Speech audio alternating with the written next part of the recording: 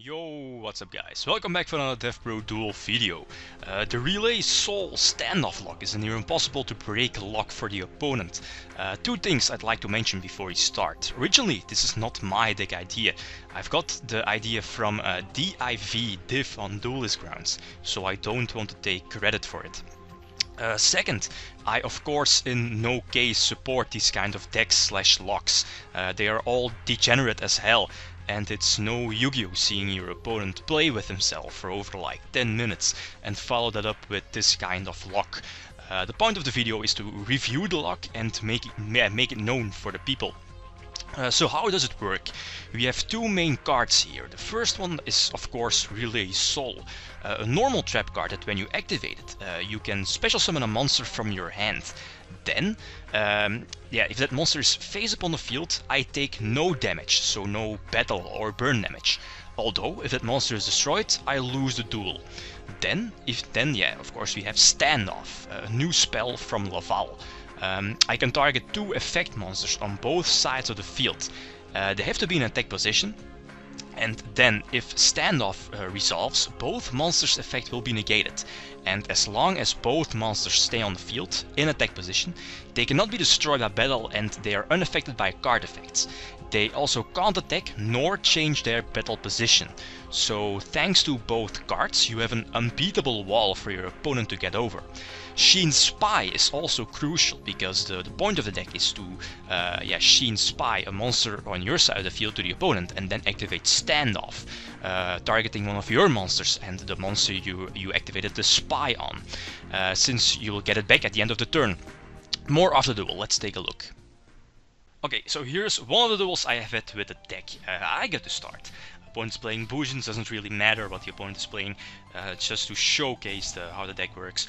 Twin Table of Contents, pretty known in these kind of decks, just thinning the deck and end with searching your Toon Blue Eyes. Toon Blue Eyes is an extra target for trading, so again drawing. Also the Dark World engine to provide an extra draw engine, go through your deck, hopefully draw into your combo pieces.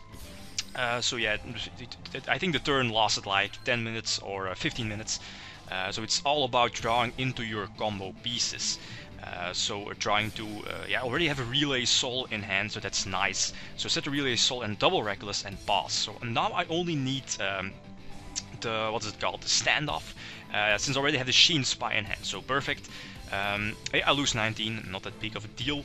And he sets two cards, so there's possibly threats to the Relay Soul standoff combo. Cards like maybe Forbidden Lens is also one of the threats. Hopefully I can get something going with Grapha here, destroying both his back rows, clear the way for a save, to set up my lock safely. There is one MST, not that big of a deal, lose my field spell, so now I think, okay, let's go for it. So activate Relay Soul and special summon the Beach, I believe. No, the Bro indeed. And then Sheen Spy the Bro, and then activate Standoff, so targeting both Grapha and both Bro. In the end phase I get the Bro back to my side of the field, so both monsters now cannot be destroyed by battle, and I take no battle damage or no effect damage whatsoever. And of course, the monsters are also unaffected by any card effect, so no Dark Hole, no Prison, no Mirror Force, no Creature Swap, everything, no Torrential Tribute, no Needle Sealing. So now the only way my opponent can get out of this lock is with cards like Lava Golem or Volcanic Queen to tribute one of my monsters. Now it's what I didn't mention yet is what is the point of the deck. The point of the deck is that obviously the biggest threat you can lose now is deck out. So I think I only have like 6 cards in the deck, but obviously you're playing cards like Jackpot 7, for example, that when you activate Jackpot 7 it sends itself back to the deck. So this way you always going to have at least one card in your deck, so you can't deck out. As I said before, the point of the deck is to just sit back very weakly at your after your behind your lock, and just let your opponent deck out. It's simple as that. Again, no damage, so I think I'm going to draw the Jackpot 7 in this turn, or at least he's just going to pass with 3 back rows. Again, I think he's not going to he can't get over the lock, I can't get damage.